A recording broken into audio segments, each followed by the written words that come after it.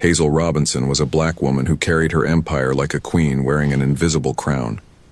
At 35, she was more than just beautiful. She was striking, magnetic, the kind of presence that drew attention without effort. She had inherited not only her father's piercing eyes and natural elegance, but also his unyielding will. In the gleaming corridors of Robinson Technologies, her word was law. Employees both admired and feared her. They whispered about her brilliance, her toughness, and the invisible walls she built around herself. Hazel's story began long before her empire, though. Her mother had died when Hazel was a little girl, so young she barely remembered the softness of her embrace. From that moment, her father became her whole world. He was a tech giant, a man who transformed ideas into billion-dollar innovations, and he raised Hazel single-handedly. He gave her everything: the best schools, the richest experiences, the unwavering certainty that she was loved. He had household staff and nannies to assist him, but it was his voice that tucked her in at night, his hands that guided her through science projects, and his wisdom that made her believe she could achieve anything she wanted. And Hazel wanted to be like him. She studied hard, majored in technology, and dove headfirst into the industry. With his support, she excelled at every level. Together, father and daughter became a team of visionaries. But just when Hazel was at her peak, her father passed away. The world saw her as a billionaire heiress inheriting a vast tech empire, but privately, Hazel saw herself as a little girl suddenly alone again. She steeled herself with work. She built Robinson Technologies higher, faster, stronger than anyone thought possible. She became brilliant, driven, admired, and yet emotionally distant.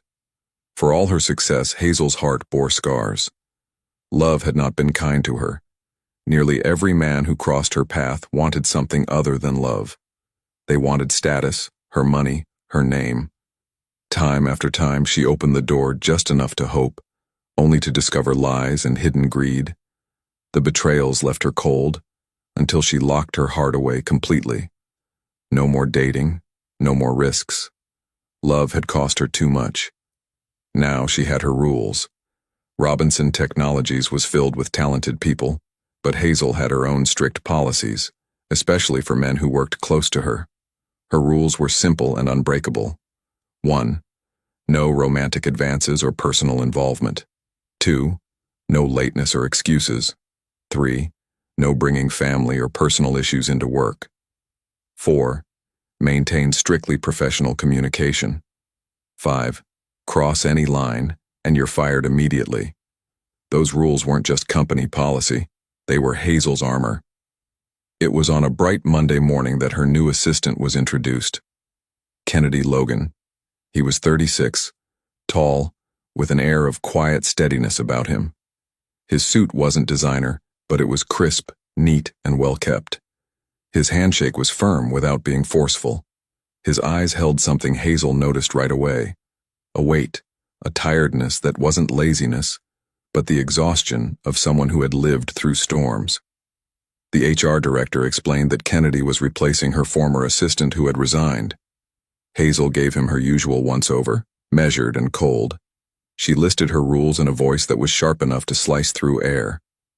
This role is demanding. If you are late, if you bring personal drama, if you cross any professional line, you will be dismissed on the spot. Do you understand? Kennedy met her gaze, respectful, but unwavering. I understand. And so, he began. At first, Hazel thought little of him. He was organized enough, careful with her schedule, polite in his emails. But then she noticed something else.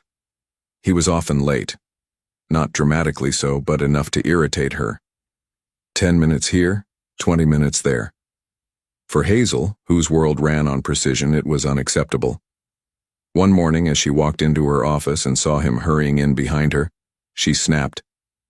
"Mr. Logan," she said coldly, "if you cannot respect the clock, you cannot work here. Do you think my time is less valuable than yours?" Kennedy flushed slightly, lowered his head. "No, ma'am. I apologize." "Don't apologize," Hazel replied. Fix it. If it happens again, you're gone. He nodded, humbled. But it did happen again. And again. Each time Kennedy apologized, but his excuses were vague. Hazel told herself it was only a matter of time before she let him go. Then came the day that changed everything. It was a Wednesday morning, and Hazel's calendar was packed. She expected Kennedy to arrive early to prepare. Instead, her phone buzzed with a call. His voice came through the line, hesitant, apologetic. "Ms. Robinson, I won't be able to come in today." Hazel's jaw tightened. "Excuse me? You are expected at work." "I know," Kennedy said softly. "But you are supposed to give me at least 2 days' notice before taking any leave. You've known the rules since day one. Do you think my company runs around your personal convenience?" Silence on the other end. Then a low sigh. "I'm sorry." Her fury only deepened. "Sorry isn't enough. We'll discuss this when you return."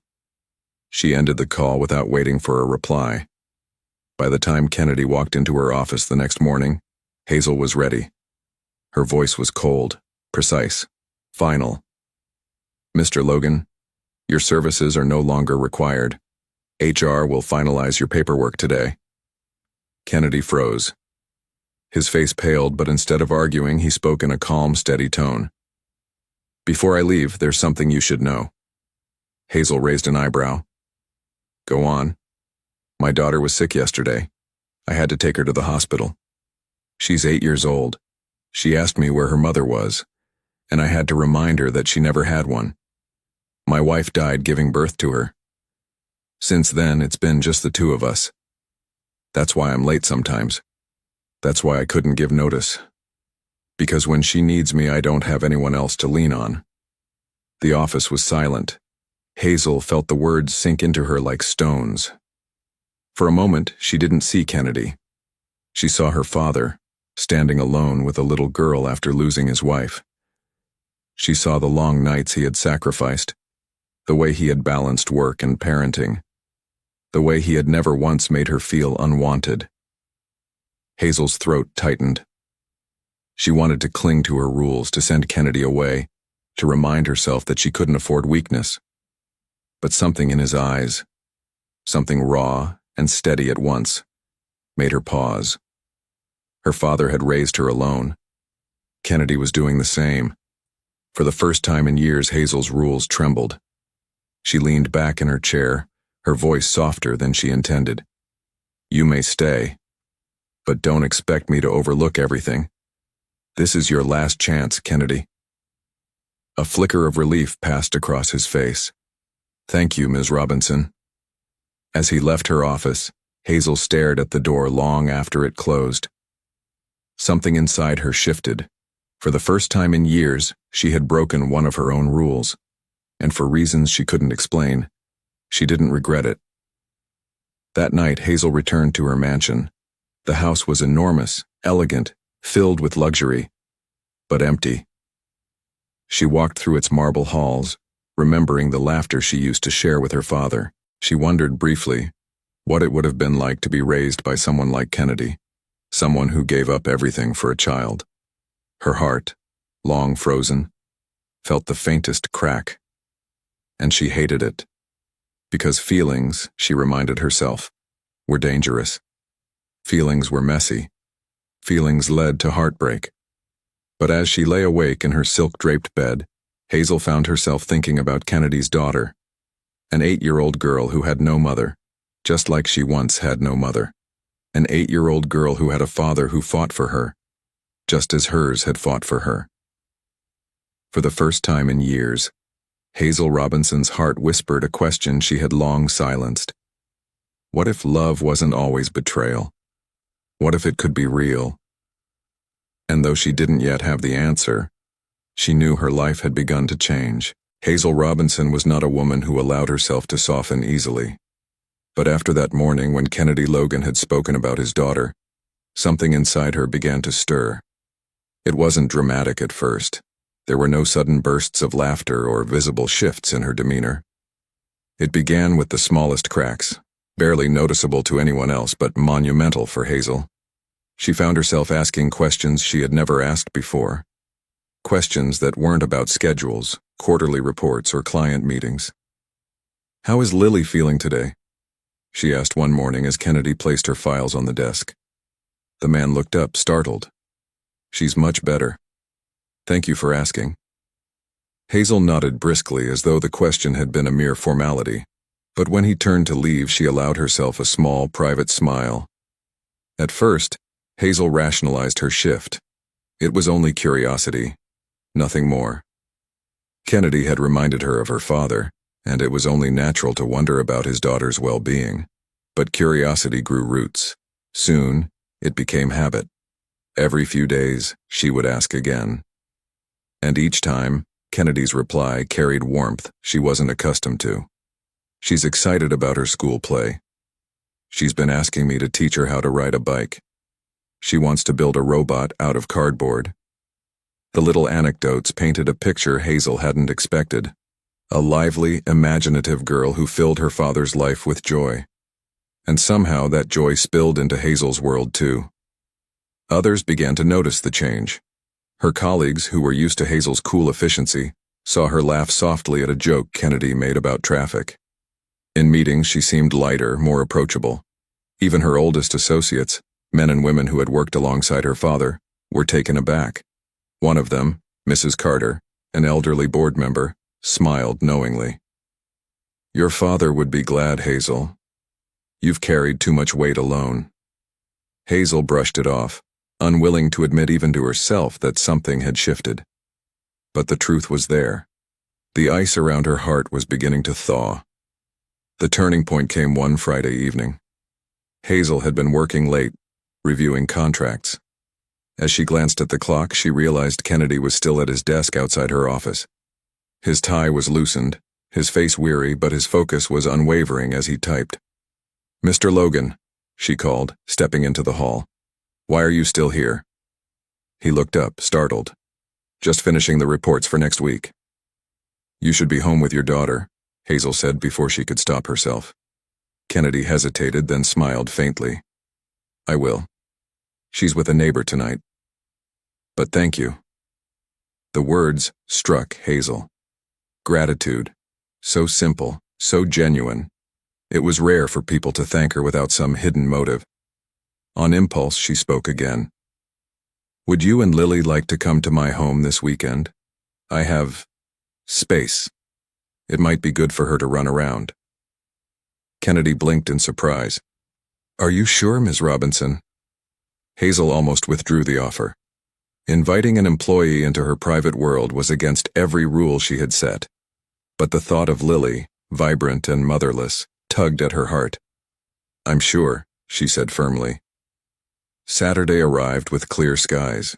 Hazel's mansion, perched on a hill overlooking the city, gleamed with elegance. The gates opened to welcome Kennedy's modest car. Hazel stood at the entrance as they approached. Kennedy looked slightly uncomfortable in casual clothes, but Lily bounded out of the car with energy. "Hi," the little girl chirped, running up the steps. Her hair was tied in playful braids, and her smile was bright enough to rival the sun. Hazel crouched slightly to meet her eyes. "Hello, Lily." "Welcome." "You have a really big house," Lily exclaimed, spinning to take it in. "It looks like a castle." Hazel couldn't help it. She laughed. A real, unrestrained laugh. "I suppose it does." Kennedy's gaze softened as he watched the exchange. It was rare to see Hazel like this, and he knew it. The afternoon unfolded with surprising ease. Hazel gave them a tour of her mansion, showing Lily the grand library, the indoor pool, and the sprawling garden. But what caught Lily's attention was a small workshop tucked away on the second floor, Hazel's private space for tinkering. "What's this?" Lily asked, eyes wide at the half-finished gadgets and tools scattered across the table. Hazel hesitated. Few people ever stepped into that room. But something about Lily's curiosity disarmed her. "This was my hobby when I was your age," Hazel said gently.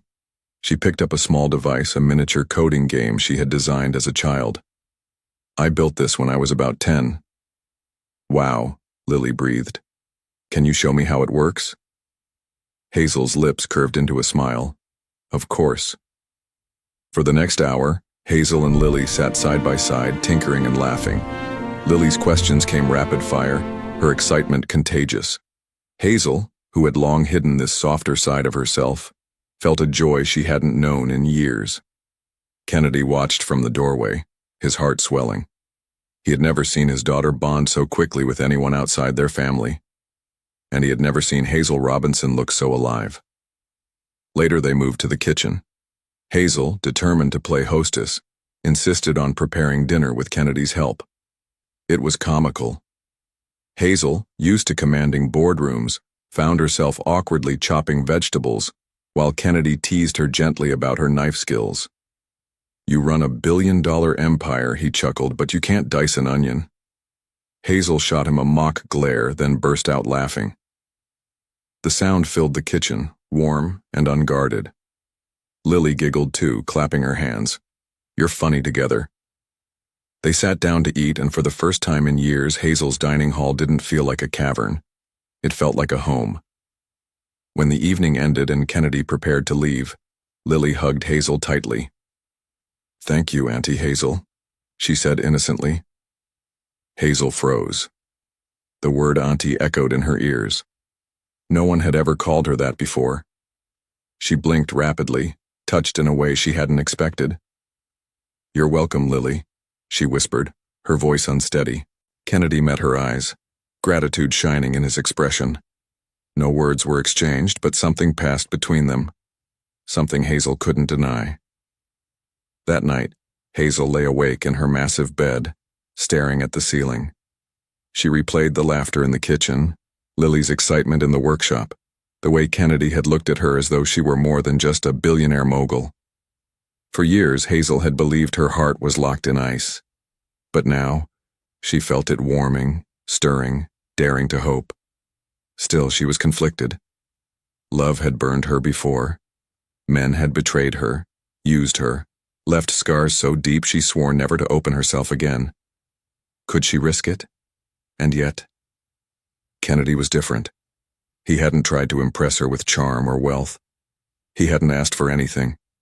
He had only shown kindness, patience, and devotion to his daughter. For the first time in forever, Hazel Robinson's heart began to whisper again. Maybe love is still possible. And though she tried to silence it, she couldn't ignore the truth. People around her had noticed. She laughed more. She smiled more. And in the silence of her mansion, Hazel finally admitted what she could no longer deny. Kennedy Logan was breaking through her walls. The whispers began softly, like the rustling of leaves in a quiet forest. At first, Hazel ignored them. She had learned long ago that people would always talk, and she had built her empire on refusing to be swayed by gossip. But as her friendship with Kennedy Logan deepened, the whispers grew louder. Employees who once admired her unshakable authority now exchanged glances whenever Kennedy lingered near her office. Assistants gossiped in the break room about how their CEO was changing, laughing more, smiling more, softening in ways they had never imagined. And though Hazel carried herself with the same dignity and power, she could feel the shift. It reached the boardroom. One afternoon, after a particularly long meeting, Mr. Clayton, a senior board member and old family ally, asked to speak with her privately. Hazel, he began carefully, you know I've always respected you. But there are concerns. Hazel arched an eyebrow. Concerns? About appearances, Clayton said delicately. Your closeness with your assistant is being noticed. People are talking. Mixing business with pleasure can be dangerous for your reputation and for the company. Hazel's spine straightened. Her voice was cool, practiced. My personal life is not the board's concern. Normally, I would agree, Clayton said. But you are more than an individual, Hazel. You are the face of Robinson Technologies. If you fall, the company falls. We can't afford scandal. Hazel dismissed him with icy politeness, but his words lingered long after he left. Kennedy sensed the shift too. He had always been careful, always respectful of Hazel's boundaries. But now he could feel the tension pressing in from all sides.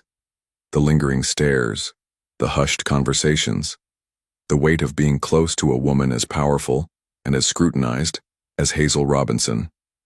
One evening, as he packed up his desk, he sat staring at Hazel's office door.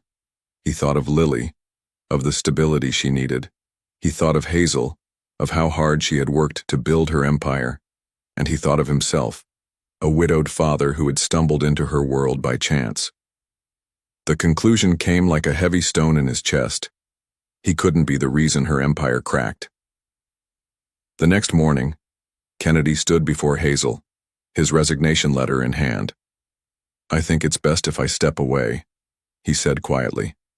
Hazel froze, staring at the paper. "Excuse me. You've done more for me than you know," Kennedy continued, his voice calm but laced with pain. "But I can't risk your reputation. People are talking, Hazel. You don't need the burden of defending me." Something inside Hazel snapped. She rose from her chair, her eyes blazing. "So you're just going to walk away? After everything?" Kennedy's jaw tightened. "I'm not trying to walk away from you. I'm trying to protect you. You don't deserve the whispers. You don't deserve to lose respect because of me." Her breath came sharp. "You think I care about gossip? You think I've built all of this by bowing to other people's opinions?" Kennedy shook his head, his voice breaking. "Hazel, this isn't about the company. It's about you. I admire you. More than I can say. Not because of your money or your empire, but because of who you are. Strong, brilliant, resilient. And because you care. You've even cared about my daughter." Hazel's throat constricted. She had not expected the confession. "I've tried to keep my distance," Kennedy continued, his voice lower now, vulnerable. "But the truth is I have feelings for you. I've had them for a long time. I just never wanted to cross the line. I never wanted to hurt you." Silence stretched between them. Hazel, who had spent her life building walls, felt them crumble in an instant. Her voice was unsteady. "Do you know what terrifies me, Kennedy? Love. Every time I've let someone close, they've betrayed me. They've wanted my money, my power, never me. I promised myself I'd never open my heart again. But with you." She broke off, trembling. Kennedy stepped closer. "With me." Her eyes shone with tears she had held back for years. "With you I feel alive again, and it terrifies me. But I don't want to lose it. I don't want to lose you." For a moment neither spoke. Then Hazel did something she had sworn she'd never do again. She let herself be vulnerable. Kennedy reached for her hand, and for once, she didn't pull away. From that day forward, Hazel no longer hid. She embraced what was happening, even if the world judged her for it. For the first time in decades, she chose her heart over her fears. Kennedy stayed, and more than that, he became a part of her life in ways that went beyond work. Lily, too, grew closer to Hazel. The little girl adored her, bouncing into Hazel's office whenever she visited, filling the space with laughter. One evening, after dinner at Hazel's mansion, Lily looked up with wide, innocent eyes. "Hazel, can you be my second mommy?" Hazel froze, her heart pounding. Tears sprang to her eyes before she could stop them. She pulled Lily into her arms, whispering into her hair, "Yes, sweetheart. I'd be honored." Kennedy watched, his own eyes misted. In that moment, he knew Hazel wasn't just a woman he admired. She was the missing piece of their family. Months later, Hazel and Kennedy stood before their family, friends, and the most influential people in the industry, ready to begin their new life together. The wedding was nothing short of magnificent. Held in a grand glass-ceilinged garden hall, the venue glowed with thousands of twinkling lights. Chandeliers hung above, casting golden warmth across rows of white roses and orchids. A string quartet played softly as guests took their seats, marveling at the elegance of the setting. Hazel walked down the aisle in a gown that shimmered with understated luxury, sleek, flowing silk with delicate lace details. A diamond tiara, subtle yet radiant, crowned her head. She looked every bit the queen she was, but her eyes, fixed on Kennedy, were softer than anyone had ever seen. Kennedy stood at the altar in a classic black tuxedo, his expression one of awe and devotion. And beside him, Lily, dressed in a pale pink dress with a crown of flowers, scattered petals down the aisle with a grin that melted hearts. When Hazel reached him, Kennedy took her hand with a reverence that made her breath catch. The officiant began, but for Hazel, the world blurred. All she saw was Kennedy, steady and real. All she felt was the truth she had tried so hard to deny. She had finally found love worth trusting.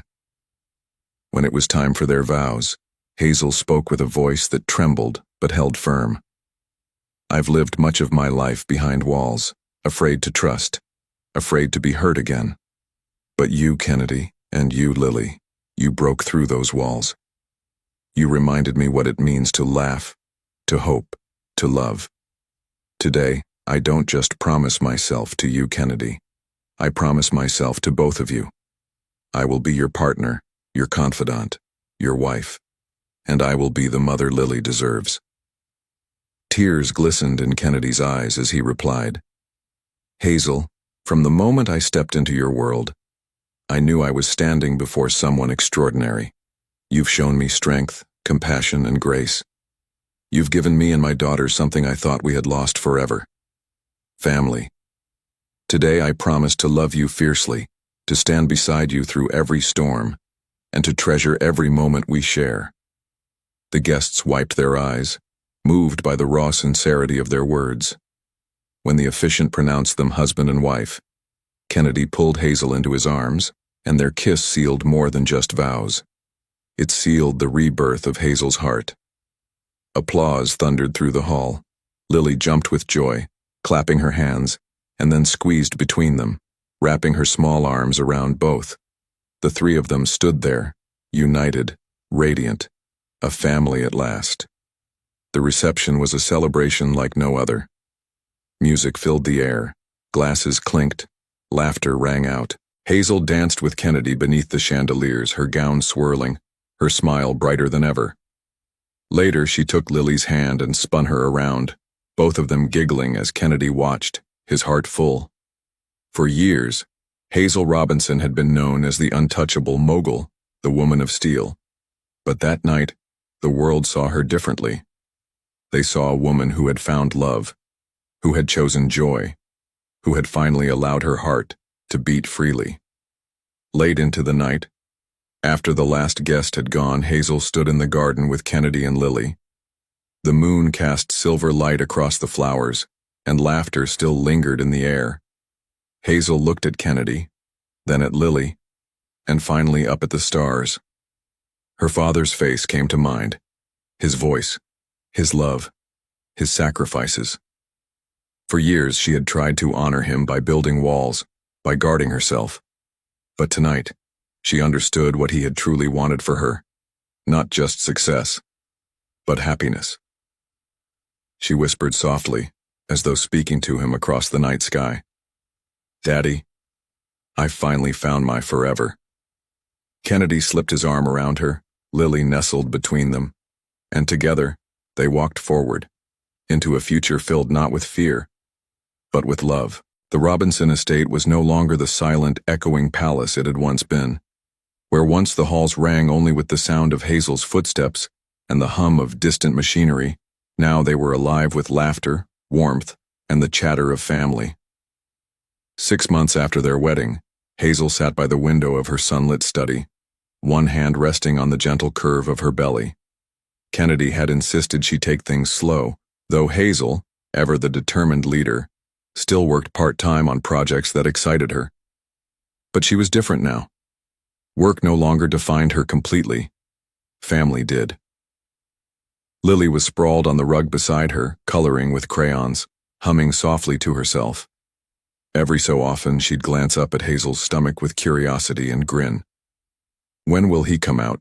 Lily asked one afternoon, peering at Hazel as though her belly held all the secrets in the world. Hazel laughed. brushing a hand through the little girl's hair. Soon, sweetheart. In just a few more months, you'll be a big sister. Lily's eyes sparkled. I can't wait. I'll teach him to draw, and Daddy can teach him soccer, and you can teach him computers. Hazel's heart swelled. She had spent years fearing love, but now, surrounded by Kennedy and Lily, she wondered how she had ever lived without it. The day finally came on a crisp spring morning. Kennedy was a whirlwind of nerves as Hazel went into labor, pacing the hospital floor, holding her hand, whispering encouragement through her contractions. Hazel, though exhausted, was radiant, determined and strong. After hours of labor, the sound of a baby's cry filled the room. The doctor lifted a tiny boy into the air, his voice loud and healthy. Hazel's eyes flooded with tears the moment he was placed in her arms. Kennedy leaned close, his own face wet with joy.